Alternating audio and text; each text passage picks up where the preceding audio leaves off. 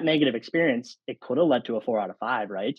But then just because we sent that cleaner out to quickly, let's say, dust something off for them, they changed their attitude pretty quickly upon checkout. And it comes to that 5-star again. This is the Passive 25K podcast, a podcast built around the vision of creating wealth through passive income for ourselves and others. The idea of creating income while you sleep seems like a dream come true, but for most professionals, turning this into a reality is a different story. On this show, you will hear real people breaking passive income streams down to the basics, giving you the next steps to start your own passive income journey.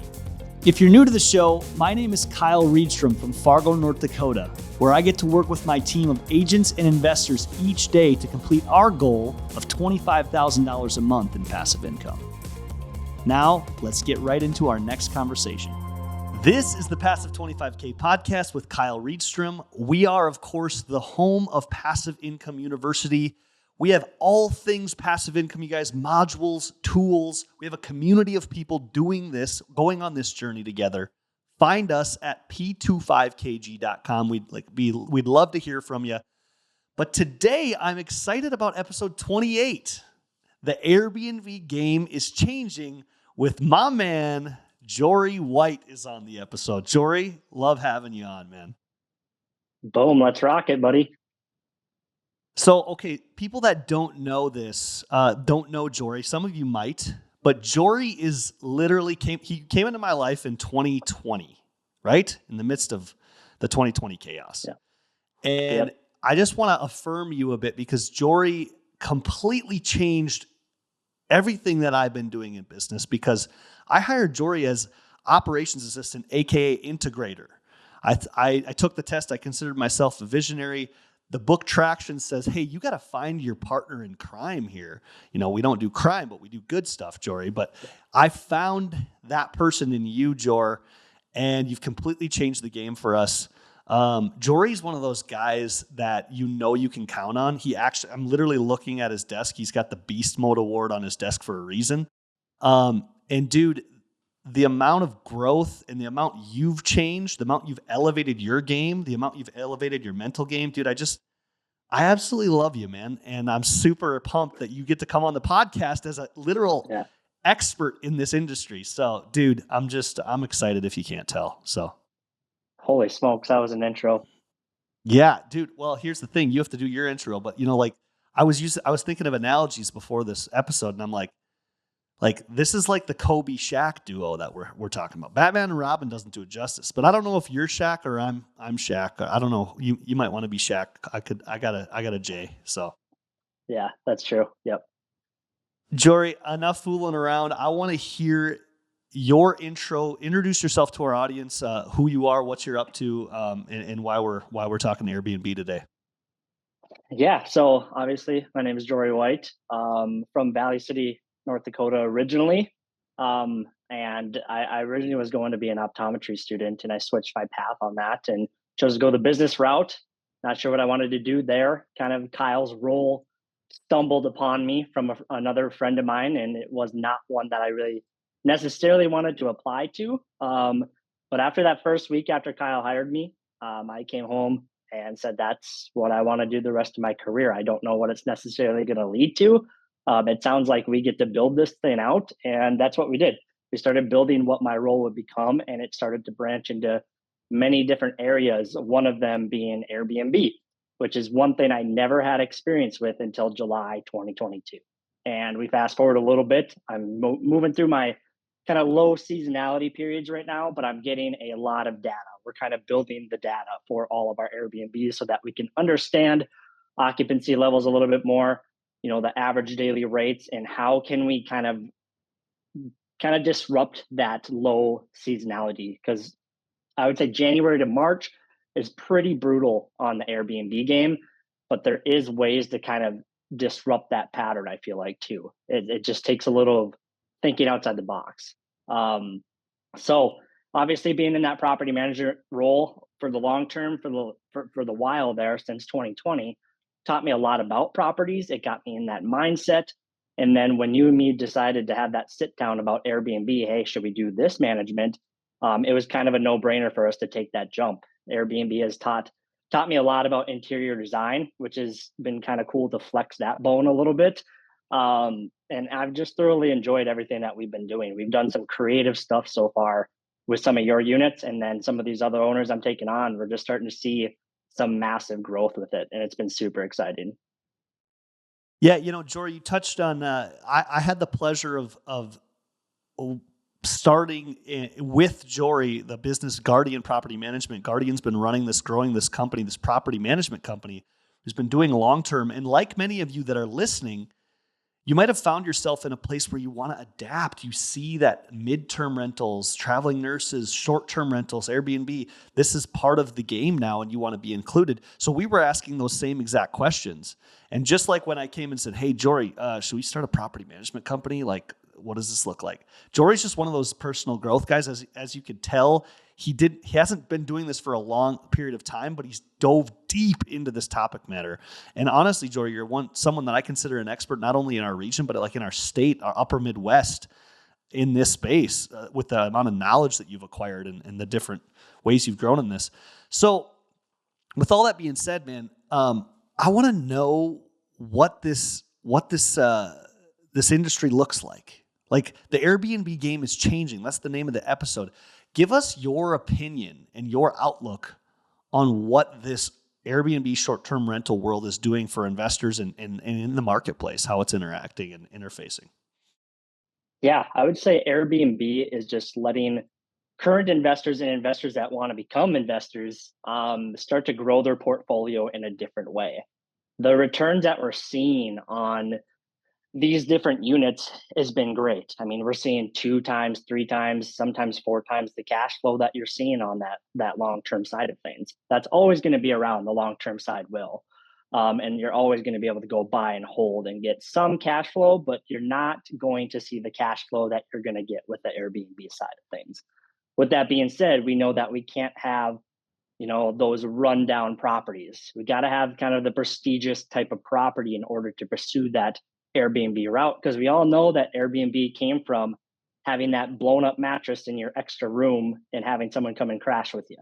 And it's developed so much to this point where you got to have stellar properties, and you got to get unique with how you're marketing it too. Everyone can go and buy a 4-bed, 2-bath house and put it on Airbnb, but you got to have something that pops. You got to have something that looks good on your presentation from your photos. And if you don't have that piece, it's going to be very, very hard to get bookings. 10 times out of 10, it's just not going to occur as much as you want. And the conversations I'm having surrounding Airbnb is everyone's like, when's it going to slow down? When's it going to slow down? And it just doesn't feel like we're there. I feel like Fargo is continuing to bring some different amenities to it that is allowing us to continue to push along on Airbnb. And I just don't have a lot of fear of it just having some bubble that bursts randomly. I think it's something that we're always going to be around. It's not necessarily, in my opinion, that we're competing with hotels, because hotels are selling a 200 to 300 square foot space. We're selling 2,000 square foot homes to 3,000 square foot homes, even those higher end ones. We're selling a space, we're selling an experience. That's why I believe we're competing against other Airbnb people in our town versus the hotels, that they're just not necessarily stealing that market from us. And we are seeing obviously a lot of listings pop up. There's 200 plus now, and everyone's worried about saturation. If you're in the top 10%, you don't got to worry about saturation. If you're appearing on that first or second page on Airbnb, I promise you are going to be doing well. Wow. And that's such good insight, man. I wanted to ask about the hotels versus Airbnb. I think you touched on that beautifully. And of course, Jory, we are together in the upper Midwest. We're in the Fargo, Moorhead, Fargo, North Dakota market, which those of you that are listening that don't know, Fargo is about 250,000 people metro. We've got a kind of a sister city across the river in Minnesota, but we're seeing great success in this. But like you say, you've seen over 200 listings now, up from before. But you don't have to worry about that if you're staying on those relevant pages, right? What about like bigger cities? People listening in bigger cities, is there a lot of difference bigger cities versus where we're at, Jory, or what are you seeing the differences there between small, mid, and large markets? Yeah, I feel like with bigger markets, I mean, you can look at things like Gatlinburg, Tennessee, for an example.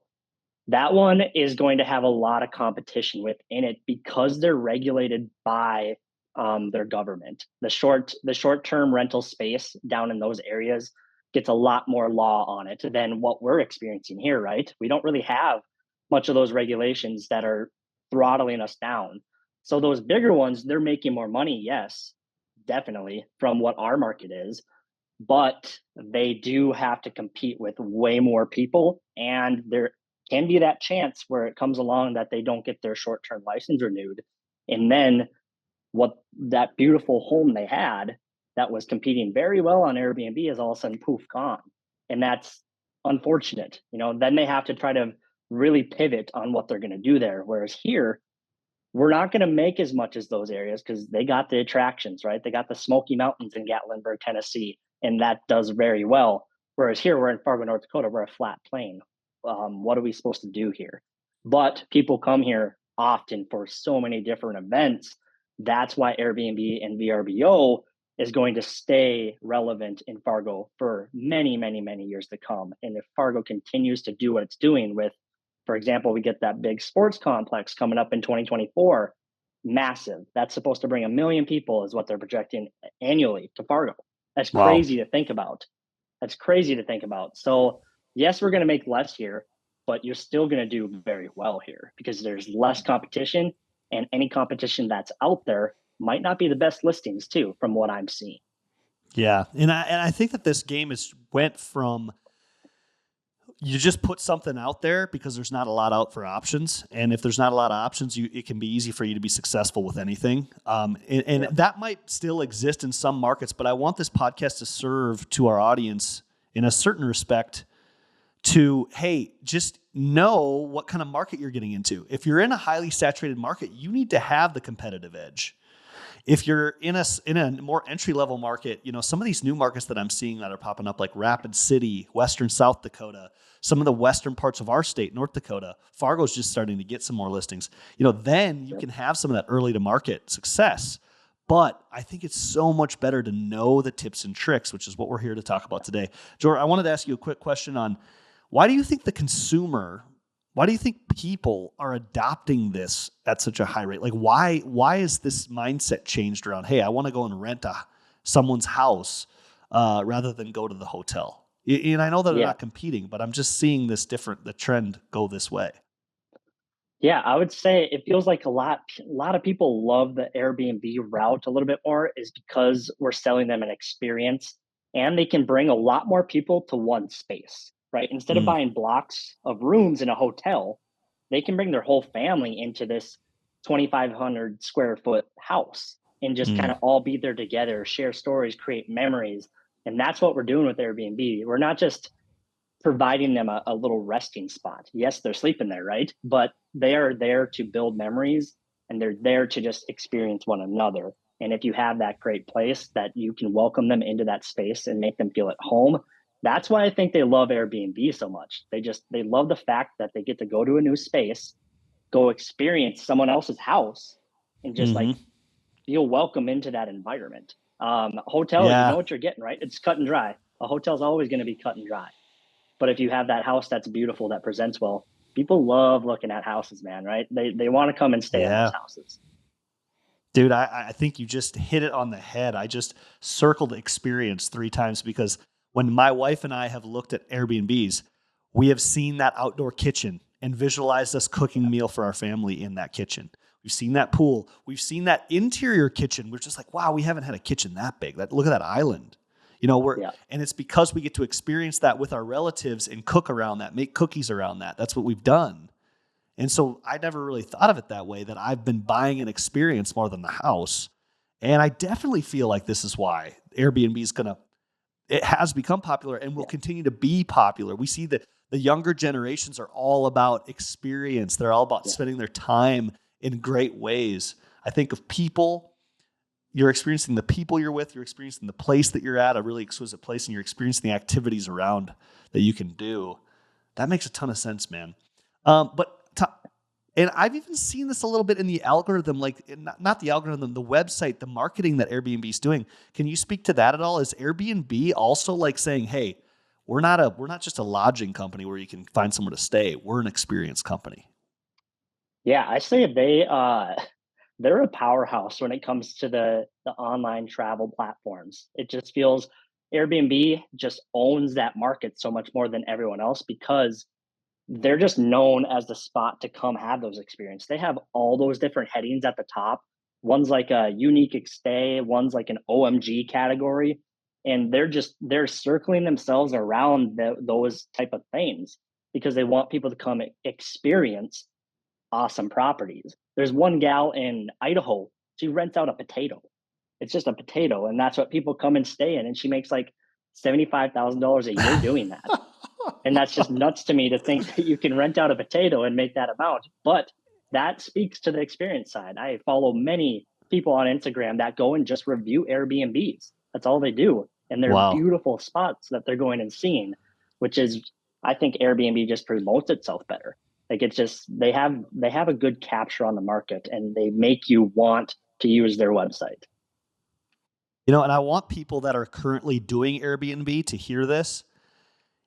If you're not giving people a visualization of the experience they can have by staying at your place, you're going to lose to somebody that is. Fair, Jory? Yeah, massively. Do Yep. you have any tips or tricks on like how you're creating that at some of the ones you're managing? Is it little things? Is it big things? I mean, you can't have a pool at every place, right? Right. Man, you would be surprised how much psychology goes into these different Airbnbs. When you're first looking for a listing, your first photo that they're going to see is called your hero photo, and that's the one you want to really pop. So if you have an accent wall and it just presents better, and you look at the competition around your area and notice they don't have any of that, put that as your first photo because you will get clicks on that. And there's a lot of the time they're going to commit and come to your property because of just that photo. And then your first five photos ultimately are what matter more than anything. If those all flow nicely together, you're going to get promoted to the top of Airbnb's search rankings. And if you're kind of fluctuating your price as well, that's going to help to do that too.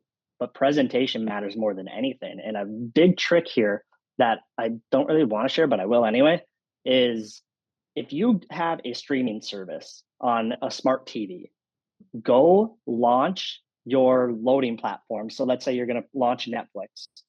Launch that, snap a picture of it, and show that Netflix popping really nice, and put that as your second photo or your third photo, showing that you do have a TV and you have streaming services. But that psychology piece right there has been kind of a game changer, to be honest. They know that you have a TV, but they look at it and it's just black. It's just blank. And if you put those streaming services like Disney Plus, Hulu, Netflix, man, does it pop nicely on those photos. Man, that's a really great tip, man. That's a pro tip. I even think like more of a family driven Airbnb. You've got the TV sitting there on the wall and Disney Plus is in the background. Like it's telling me, oh my gosh, look, I can see my kids watching a Disney movie in this living room. Book, button, Yeah, button, button, right? And exactly. I mean, Exactly. what else? I love your tip about the hero photo, by the way. I wrote that down. I hope others did too. The first five photos, I like that. I didn't know that. What Yeah. do you want to see in those first five, other than like things like you just mentioned, those two, like the Yeah. main pop and the streaming?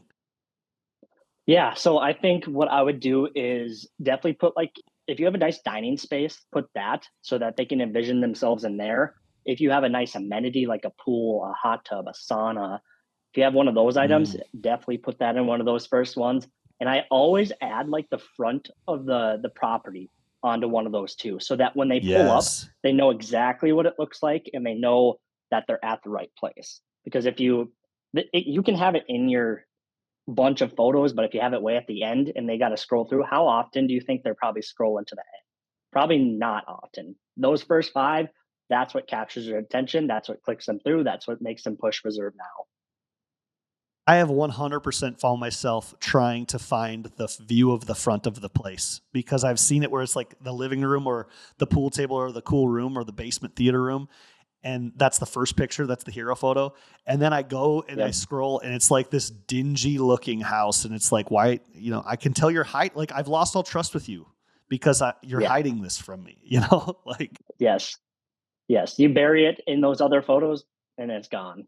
yeah. Which, I mean, this is a different game. Like you said, there's a certain aspect of character that people are okay with, but if you're marketing that way, but these are nicer, higher quality stays for most of these Yeah. places. Like, you need some pop. Is curb appeal important? Would you say, like, where do you rank that on the importance?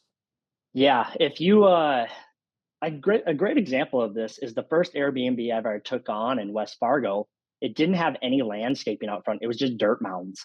And so that does not look great to the eye because then the guest starts walking in. They're like, uh-oh, what's the rest of this place look like if they don't care about the landscaping out here? And so we quickly changed that to do nice rock, and that changed a lot too. So I would say the curb appeal is very important. You want to have some nice landscaping, a nice trimmed lawn, so that when they first set foot on your property, they have a pretty good expectation going in that, well, it's well kept out here, so I'm sure it's well kept inside. But if they Mm. come home, if they pull up to that dingy spot, then they start to get a little bit nervous probably walking into that unit, what it's going to look like. Is it even clean? Is probably one of their first thoughts. Now, Jory, have you had to learn this the hard way? Have you gotten feedback from people on this? Have you done just a lot of education around this? Like, how are you continuing to stay on the edge of this Airbnb game? Yeah, I would say both. I've learned through a lot of trial and error. I've learned through a lot of guest feedback. Mm, They've given me a lot of private feedback, which I've really appreciated. Instead of them just blasting us on the review, they definitely just gave me good feedback that I've given to the owners, and then we've implemented those pieces. And then YouTube's been my playground. I mean, I follow a couple of nice. heavy hitters in the Airbnb game, and they taught me a lot about that hero photo situation was one of them too. Like how you present your photos, how you do your listing description. Without me knowing how to do that stuff, I don't think my Airbnbs would be doing as great as they are right now. Um, all the feedback I've received from owners too, like I think we're all just meshing well together at this point. It's good to hear what the guests want because then once we implement that piece, it just kind of changes it for everyone. Because if that guest said it, probably someone else is going to down the line. So if we Mm. hit that right away, then we're already ahead of that game. How do you get that guest feedback? Do you have some tactics around that? Especially the private Jor. That was interesting to get that. So it's not, Yeah. I got a bad review. It's out there. I learned, but now everybody has to learn from my mistake. Yeah, so when we're messaging on the Airbnb platform, they'll either give it to me there or come review time, you're able to leave private feedback Mm. instead of the public. And then I'll read that, I'll see what they said. And then that's immediately when we're going to go tell the owner, should we implement this? And I let the owner do make the call on it a lot of the time. Like if one guest said the beds were uncomfortable, but the next 10 say that they were comfortable, we're probably not going to go switch every single bed. So it's little things a lot of the time. Different little utensils for the kitchen has been the majority of them. Cookie sheets, Wow. different spatulas. We haven't had any problem with like the coffee situation. That's always been a home run. Like you need to have a coffee maker, you need to have a Keurig. You kind of have to have both, to be honest. And that's just Wow. how it is. The coffee station, I've gotten probably 10 questions before they even showed up. What's the coffee situation like? I'm a major caffeine addict. So you gotta Nice. have you gotta have both. You gotta have both. Are you doing anything proactively to like solicit some of this? Are you kind of like messaging them or doing, what would you say to that? Yeah, yeah. So my automated messaging always checks in how they're doing. So I set up 5 or 6 automated messages to send to my guests while they're there, before they get there, and then after. So I have one that just checks in to see how things are going and if there's any feedback they'd like to provide us at that time. So I like to jump ahead of that right away instead of waiting until the review process comes. And that's where probably 50% of people have responded to that message and giving me some good feedback, which has been great to implement that. One was Mm. a full length mirror in the master bedroom. I was like, oh, I didn't even think about that. Yes, that would make sense. The guest that booked that place probably wants to do a little twirl and see how they look before they go out for their event. So There that's you why you go. get those things. How much does the rating matter? Like, because I'm sitting here seeing if I see 4.4 stars, it doesn't really make a big alarm to me, but my wife was like, absolutely not. And I'm like, what? You know? Yeah. So Yeah, I would say, yeah, this is what's tough is I think anything below a 5 star is not good. It matters a lot to a guest, and it matters a lot to how you populate in the search rankings for Airbnb yeah, too. Host status, super host status is 4.8 stars or better. So you have to be hitting a minimum of 4.8 every time in order to be a super host every time they check on a quarterly basis. So if I'm looking at a 4.5 on Amazon, sure. Like I'll probably buy that product if it has thousands of reviews. But if it's 4.5 and you have 100 reviews, I don't know. I might look elsewhere. If there's another 5 star review somewhere, even if they only have 25 reviews or 30 reviews, I think I'm going to book that one because it seems like they've had more consistency across that. I know you can get fluctuation within that, but I feel it's really hard to get like a 4 out of 5 stars. If you nail the cleaning process and you're very responsive and you have great hospitality, it's going to be tough. I feel like you have to really mess up or something has to go tremendously wrong on the property to not get a gotcha. 5 star review. Yeah, I mean, that stuff happens, right? But it's just kind of how you've responded to Yeah. that. That's how you've continued to get your 5. Yes. Yeah. If something wasn't clean, for example, I send my cleaner out right away to take care of that problem. So they're there within Yeah. the hour to address that. And that Oh, responsiveness, wow.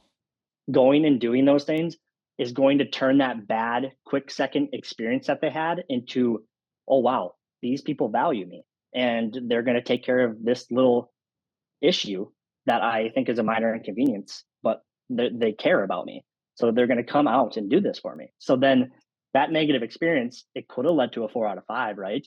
But then just because we sent that cleaner out to quickly, let's say, dust something off for them, they change their attitude pretty quickly upon checkout. And it comes to that Wow. 5 star again.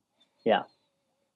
And then, I mean, speak to the algorithm a little bit. Airbnb, if you're getting, I mean, are they really promoting higher ranked listings? Or like you say, being on those first 2 pages is really big to stay relevant, right? Yeah. Oh, most definitely. It's if you start slipping into the third or fourth page, you're going to have to jump into your listing and see if it's tweaks you have to make on your photos or if it's listing description stuff. The first 3 reviews when you're starting out in Airbnb are the ones that matter the most. They're Wow. going to determine that average rate from that. And then your next milestone, I believe, is 20 reviews. So if you're getting positive reviews after positive reviews, man, you're shooting to the top. Like they have a heavy weight on the review process. Nice. So yeah, if you want to play this game, even in a saturated market, you guys, there's controllable levers here if you're just paying attention to how they want you to play the game, which is part of it. I mean, we need that platform in order to be successful if you're going to do this type of investing. It's different than long term. Long term, you Yeah. can post it at the grocery store and put it on Craigslist and put it on Facebook. This is a higher level game. Yes. But Yes. we're going to take a little break. Jory, this has been super fun to dive into this. I have some awesome notes so far. When we come back, I want to get into more of the little tiny details that we're seeing. I think that to continue to keep people really relevant on those first 2 pages, and also some of the things that we should not be doing. I think there's some bad habits out there in the Airbnb world as well. So we're going to take a little break. We'll be right back. Hey, wanted to take a quick break from this week's episode, wondering if you've been asking yourself the question, how do I get started in this stuff? Or what are the next steps? Or where are people that are thinking the same way I am, or that are already doing this stuff? People that are on their passive income journey. Well, we were getting this question a lot, and that's why we were prompted to create a community of like-minded investors and entrepreneurs that we call Passive Income University. This is a place where we have a library of videos of things we've done and ways you can educate yourself on the passive income space. We've brought in experts and had conversations of people that have done this, are currently doing this, and have completed certain parts of this. We have gathered a collection of tools, information, spreadsheets, checklists for you to use in order to continue on your journey in the passive income space. We are going to learn and grow together in order for us to start, take next steps, and complete our passive income journey. If you're curious about taking your next steps, check out our website at p25kg.com, where you can apply to be a part of Passive Income University today. We are back on the Passive 25K podcast with Kyle Reedstrom. I've got my main man, Jory White, on the episode today, episode 28, talking about the Airbnb game is changing. And Jory's been giving us tons of little tips and tricks on how to make sure your listing is showing up so your investment is successful. Jory, you've given us some really cool stuff so far. I have some awesome notes. I also want to play the other side of this because I think there's a lot of do nots in this industry. And there's a lot of bad habits out there that might need to be broken for listeners if they're hearing things and be like, ugh. So what are some of the things you're like, we do not do that or stay away from that type of thing? Yeah, so a big thing when it comes to the furnishing process, don't think you can cheap out on it. Um, if your guest is elevated above the floor in any capacity, and what I mean by that is chairs, beds, rugs, do not cheap out on those pieces. Because if a bed breaks on a guest, you will 1000% get a bad review. It's going to be tough to overcome that one. So don't cheap out on the furniture side of things. You can do budget shopping, but if you have a nice 4-bed, 2-bed house, don't think you can furnish it for $5,000. It's just not likely that you're going to be able to do that. Apartments, yeah, but a nice house, you're going to have to get in that range or that mindset of, okay, this is probably going to cost me anywhere from $12,000 to $15,000 to furnish this nicely. You can still do budget shopping and find those things, but don't ever, ever, ever cheap out on the furniture side of things, ever. That's a really good point, man. I just think of like the bed needs to be comfy. Like where would you put some more of your investment? Like you gave a great tip on like if you're elevated chairs, couches, beds. Is that where you're spending most of your money if you're going to purchase quality over cheap? Yeah, I would put all of your major budget into those pieces of furniture. If you don't have a hot tub, for example, at your place for an amenity, yes, can it bring some additional income to you? But I would not cheap out on my furniture to go buy a hot tub for my Airbnb because I think in my mind, oh, that's going to make me a bunch of money. Because it's not true. You can go buy a $10,000 hot tub and then cheap out on your furniture, and it's going to be a tough build back because all this furniture is constantly needing to be replaced. So you don't ever cheap out on the furniture side of things, and get like solid coffee stuff. Don't ever not offer coffee. I'm serious. Like that's a very important piece to guests. And I just continue to get that question upon their inquiry. They always ask me the coffee situation. So don't think you can't offer it. But you don't need to Get offer good all these coffee. crazy amenities. Yes, get good coffee, but you don't need to offer all these crazy amenities and go absolutely crazy on decor and all this stuff. Yes, get some nice pieces, but don't think you have to just spend twenty to $30,000 to furnish your place. Don't overspend is kind of the takeaway. You can budget this. Yeah, that's good. That's good. Know where to spend. Jory, I want to go down this route. How about adding pieces like that amenity to your place? I think of like a game table. I think of a pool table. I think of a hot tub. Like, hey, I could up my, is it actually like helping me get more bookings and helping me get higher rates? Or is it costing me more? Like, tell me about this. Yeah. So when it comes to the hot tub, I think this has been a constant conversation surrounding this amenity is be aware that there's going to be a ton of maintenance that goes into this, and I have that from this my experience with it. It's tough to maintain that in these cold environments if it's outside. So yes, it will bring you more nightly rate, but I would not focus on thinking you need that piece to do well in the Airbnb game. I think if you're gonna go and make your place look nice with the furniture, that's your number one priority. Don't think that you have to add an amenity just to be successful. Same with a game table, like a foosball table. I wouldn't say necessarily that's going to increase your rates necessarily. So the guests that I've had come, they're like, oh, cool, that's there, but it's not something that they booked it for. A lot have told me they booked this one that I managed for the hot tub specifically. So that one already had a hot tub. So then they're expecting the hot tub. If you don't have a hot tub from the get go, you're okay. Like you don't need to think you have to go add that amenity just to compete because again, if you have a nice place that presents well and it's going to create that experience for them, you're going to do well. You will perform well in Airbnb without a hot tub or without a pool or without a sauna. Mm, gotcha. Yeah. And I want to share a little mindset that I've always had with investing. I get a lot of questions about this when you're early in investing, what you should spend money on. And I'm a big proponent of not digging yourself a hole and having to find your way out of it. I really like using cash flow to improve a property, like reinvest in a property. And so I think of people that are just getting into the game and you're already furnishing this place. It's like, how can you minimize the hole you have to climb out of and get the cash flow rolling? Because if you buy a 10, 12, some of these hot tubs are 15 grand and it's only adding $300 a month to your bottom line, that's a number of years it takes just to get back to break even on that investment, right? Yeah. So Yep. it's really great to hear you say some of that. Real quick on like, hey, I've got an open space. Should I add a foosball table? Is that just going to kind of play into like the pictures thing, or what's your feeling on that? Yeah, so one that I actively manage right now in West Fargo, it does have that open space to where we are going to put a foosball table there. It does help to fill it in. If you have that in your budget, I would say do it. I mean, it's going to fill that little area where it's kind of limbo and there's nothing else that can really go there.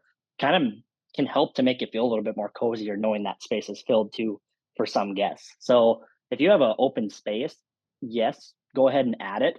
But understand you adding that foosball table is not necessarily going to increase the amount that you're making on your Gotcha. Airbnb. Yeah. Good to know. Good to And know. don't abandon, right? Don't abandon your analysis. Like if you're an investor that currently has long term, don't think because you're getting into the short term that your wires are going to get all crossed. It's still the same concept, right?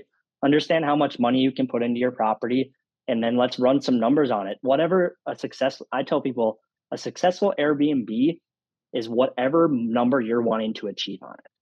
Yes, I can tell you that our average occupancy is like 53 to 55%. So if you're doing that or greater, you're a successful Airbnb in Fargo Moorhead. But more importantly, what number do you want to achieve? If you want to Mm, achieve a certain number, let's talk about that. Let's reverse engineer what our occupancy has to be. And then we can multiply that by the average daily rate you got to get. And boom, we could very well be on your way to what you define as success. that's really good, man. Jory, I've had a lot of conversations around the aspect of longer stays and longer stay discounts. And I think the rise of contract work, especially at hospitals and areas, we see the traveling nurse population.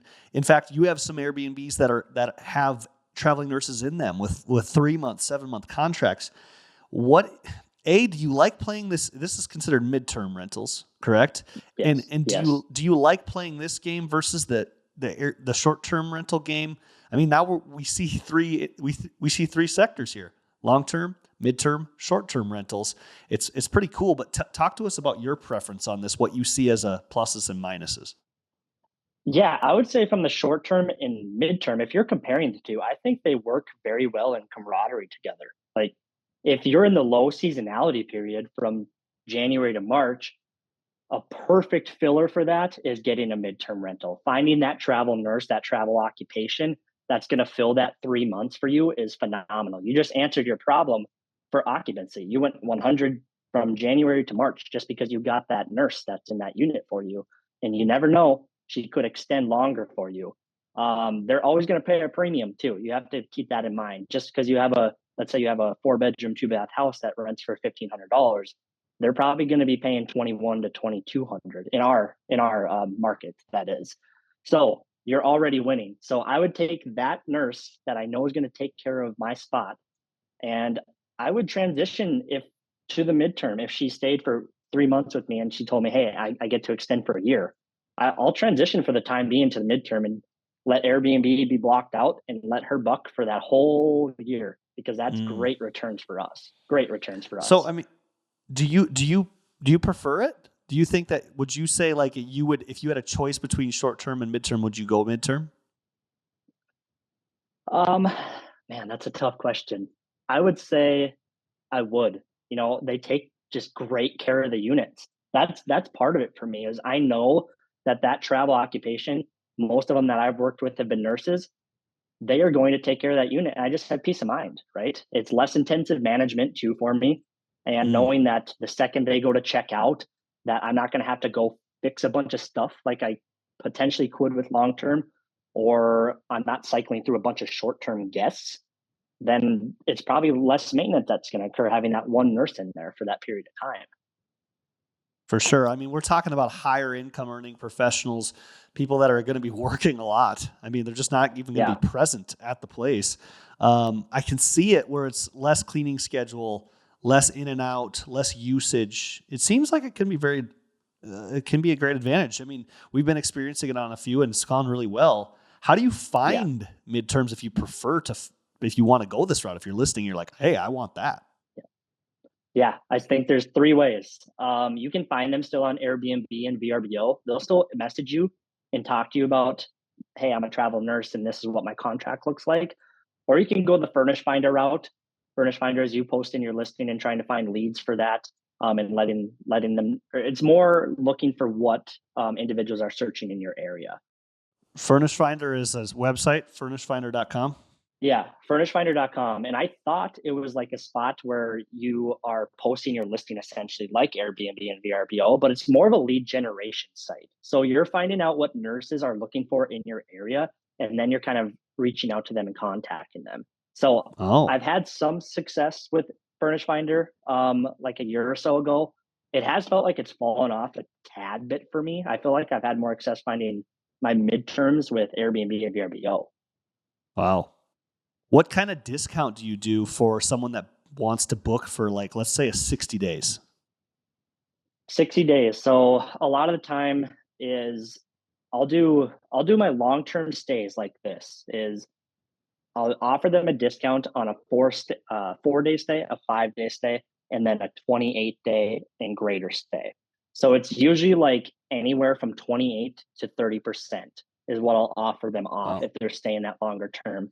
Because Airbnb is going to show up and they're going to be paying, like $5,000 to $8,000, and let's just paint that range to book your spot, and that's not realistic for them to pay 8 grand to stay with you for 60 days in our market. That is, so I like to work with them because I know they're going to be a good tenant, and I want to help them out. But I know that regardless, we're still going to win, and they're going to win. That's really good. That's a good note for the percentage discounts. And you say 4 days and 5 days just because that's a nice, that's a good long stay. You want to incentivize the Yeah. consumer, right? Yes, definitely. That's a Yeah, if they're cool. staying a little bit longer, add that little trick in because no one else, like, let's be quiet about that, I guess, but no one else in this area is really doing that. Awesome. No, we appreciate you sharing all the tips, man. One of the conversations pieces we had off camera was, Airbnb is controlling the market even way more than VRBO, right? Like most of your stuff comes through Airbnb as the source. So it's almost like it has a monopoly. Yes. And as a way to start to control your client base, if you get into this game and you want to start to have control, you mentioned direct booking and some people that are playing with that world. Talk to us about that. I think as we continue to progress forward, you need to take control back on your marketing. We're Mm. using Airbnb and VRBO to market our beautiful properties, but we're subject to everything for their terms and conditions. And a bad review or just the review process alone can hold us hostage. So that's what's tough is you want to try to move to direct booking if you can and try to obtain anywhere from 50 to 75% of your bookings just from that. And you're not subject to the review process. Your guest is not subject to a bunch of fees because Airbnb and VRBO, as we know, can get out of control with the fees. And that can deter them from booking your spot if that gets crazy. Like a big debate over like the past 6 months has been runaway free fees with Airbnb, and the cleaning fee has also been a major topic of discussion. If you move to direct booking, you can really start to eliminate those fees. That's huge. That's a huge win for the consumer. It's a win for you, the owner. I mean, and this is any good business owns its client list. Yeah. If you can start to create that that nucleus that your clients are coming to you, Guardian Property Management, instead of the third party site, right? Like they're essentially Yes. people get to a place in business and even in places they stay. I know I would be that way. When we go to Montana, we like to work with a couple of different owners that we've gotten to know. We're investing Yep. in them because we know how they work. This is, I feel like a lot of people aren't thinking about this. Is this, I mean, do you get a Oh, lot of definitely. repeat Yeah. stays? Is this like a game that people should be playing if they're not? Yeah, I've had a couple of repeat stays. One guy has stayed with us like 8 times, and he comes back to our spot every time because he comes to town for business. And every time he's like hitting us up right away. Hey, I'm coming back to town. Can I, get a little discount here and there? And I have been giving the discount because he has been loyal to us. Wow. But that's where I want to start branching more into that direct booking side of things because we can start to control our market and control our marketing a lot better. Because guess what? You get all these emails from Airbnb and VRBO. Those clients that you have on there, they have to create an email to get verified. So you Yeah. get to capture that email. You move over to your direct booking. You have a way to talk to that consumer directly, and you can really take your marketing back and not have to rely on Airbnb and VRBO 100% of the time. Wow, man. This is a mind blower to me because you've got, let's just call him Carl, keeps coming to town for business. And it's a Yeah. consistent thing. It's going to happen in the future. And all of a sudden you start leaving a Christmas present for him when he stays one time. You start sending him an email that says, "Hey, on your next stay, here's a 10% off coupon." Yes. You start playing Yes. into this and saying, "Hey, we value you. You're helping us. We want to help you." That is a really cool way to do business. And I mean, I'm going to how it to death. I'm going to say, Jory, if someone's like listening to this and saying, "Oh my gosh, I want to implement this," what would you advise? Like, how do people get into this direct booking world? I mean, do they need to get a website up? Do they need, where do you go next? Yeah. So in my example, I'm not just Guardian Property Management as the host, I'm Jory White as the host, right? I want them to know that they're talking to a person, not a business. So I want them to have that connection with another human. So I want to go create a direct booking website that's let's say it's Travel with Jory, for example. I'm going to create my own website for that. That's going to market all of my properties that I have for Airbnbs. Then any emails that I've captured, I have this huge email list at this point. I'm going to start sending them emails and automated stuff with discount codes, letting them know about this booking window that's open, letting them know about a holiday price drop, different things like that. If you start taking control of that, you're going to really start to succeed in Airbnb then, or the short term rental, let's say. Yeah. Yes, 100%, man. Wow. And that's the way. I mean, if you get frustrated with Airbnb changing the algorithm or where their vision is, start to create your own. I just love Yes. that, man. Yes. Um, any other pieces of things to stay away from? I know I got off track there for a little bit, but anything that people listening need to say, hey, I might be doing this and I shouldn't be. I really love the furnishing advice. Anything else there? Stay away from cell phone photos. Never, never, never do cell phone photos. That's a big thing. You want to hire a professional that's going to capture that experience for them. If you're taking it on your cell phone, a lot of the time it can be some vertical photos. And when you're scrolling along and you have horizontal, vertical, Airbnb actually pushes you down, which I did not know about for the longest time. It's because it's not meshing nicely together that your listing is not very cohesive. So they push you down. And if you're not filling out your listing description and walking them through your house, creating that experience right from that listing description, that's a big mistake. You have to fill that thing out very hefty. Get creative, have some pizzazz in it. Be different than your competitors. Yeah, and that's something I've noticed about you, Jory. Your listing descriptions are epic. I mean, they have distances to things. They have, like you say, humor. They have different ideas for activities. Talk to us about like Yes. the listing description piece. Yeah, when you're walking through that listing description, start at the main living area, for example, and work your way all the way down to the parking situation.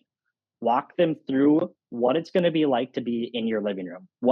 Put them in that space. What's it going to be like when they're going into the bedrooms, the bathrooms, when they're going out back to do a fire or a grill? like walk them through your fenced in backyard so that they can picture it. Once they see that picture of your backyard, they're going to match that listing description to one another. Like, wow, that is spacious. Wow, it was accurate to the description that he said. And add recommendations at the way end of it too. Like if you're close to a coffee spot that you really love, recommend that. If you're close to really awesome food spots, recommend that, because guess what? Those guests are always going to ask for recommendations. You beat them to it, they're going to be ultimately satisfied because they're like, oh, wow, this host is already thinking ahead of the game. He just gave me 10 recommendations to go try, and I'm going to go try 8 of them. And if I love them, I'm going to go try the other 2. It's like if you're giving them all those recommendations, they're going to go attack them like crazy. That's huge, man. And it's easy. You do the simple things right, right? So, Jory, I want to kick this over. Advice from an expert. We have got you sitting here. You've done this. You've been to the conferences. You're studying this. If someone's thinking about getting into this, and I know you've given us a ton of tips already, so it almost feels redundant to say this, but what are some great materials? Instagram accounts you mentioned, YouTube videos. Where should people get more information on this to be successful? Yeah, if you're going to want to branch into this more and more, start studying from the people that have been doing it, man. I mean, that's what I started, is go to YouTube, go follow those Instagram accounts, pick up books. Books have so much wisdom within them, and that's where I've learned a lot of stuff about real estate, a lot of stuff about midterm rentals. That's huge for you. So if you're going to learn to do something, go learn from the expert. Don't think that you have to just go into it by yourself and just figure it out when everyone that's came before you has done it already. So go find those free YouTube videos, walk through it, and don't overthink it either. Like short-term rental isn't as scary as you may think it is. Don't abandon your analysis. We're here to hit some base hits and doubles. We're not here to necessarily hit a grand slam every time. So try to abandon that thinking that you have to hit a home run every single time.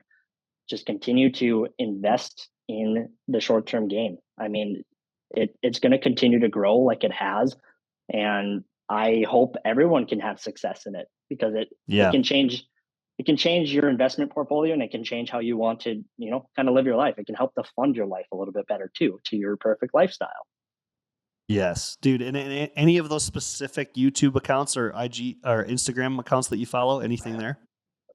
A huge person that I started following, his name is Rob Built, ROB Ilt.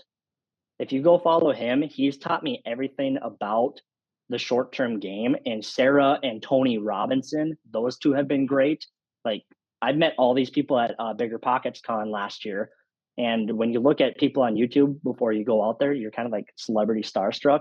And if you go and just watch their videos, those 2 alone is going to teach you so much of the do's and don'ts of Airbnb and how you can get started in it successfully. So those are 2 individuals I'd highly recommend. Anything with Bigger Pockets, with the book side of things too, they have a book on there for midterm rentals. That's great. They have stuff just on regular investing. They have short-term rental books on there. I have about 3 or 4 of them, and they're all great. I mean, there's so many individuals.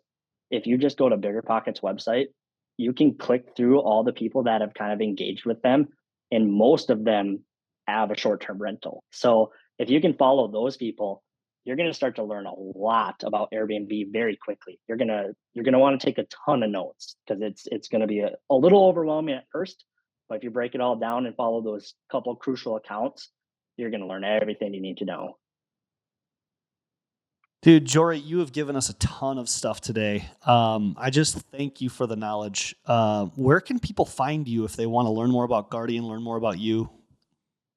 Yeah, so we have our website, obviously, guardianfargo.com, but I'm on Instagram, Jory, I believe it's Jory M. White.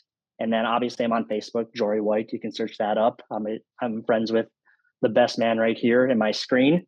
Those are kind of my main accounts that I interact with. Instagram is probably the best spot to find me. But then if you want to learn more about Guardian, guardianfargo.com. And I hope to try to connect with many people as I can, because I love sharing the knowledge around the short-term space. Yeah, man. And Jory, the way you've gone about learning this industry, it's just like you've turned yourself into a ninja in a short amount of time. I just really respect that about you. And I think the stuff that you shared, the way you were giving to the audience today was awesome, man. I love it. Thanks so much for being on, brother. It's been a joy. Of course. And I'll end the episode I'll end the episode asking the audience two things. What's one action step you can take based on what you heard today? Don't wait. Action is key when it comes to real estate investing and passive income journey. The best time was yesterday. The second best time is right now after you listen to something that got you going. Number two, if you're currently on your passive income journey, reach out to us. Tell us your story. We love these stories. Everybody we know is doing this. We like to do it together. We truly believe that we can accomplish financial freedom better together. This has been another episode of the Passive 25K podcast with Kyle Reedstrom. If you liked what you heard today, I encourage you to subscribe to our YouTube channel and like this video so we can get more of these conversations out to people that are curious about starting their passive income journey. And if you are thinking about starting your passive income journey, the next steps are to go to our website at p25kg.com and hit apply. This will get you into our application to join our community called Passive Income University, where you can learn everything there is to know about starting and completing your passive income journey. Thanks again for tuning in. I'll catch you next time for another conversation on the Passive 25K podcast.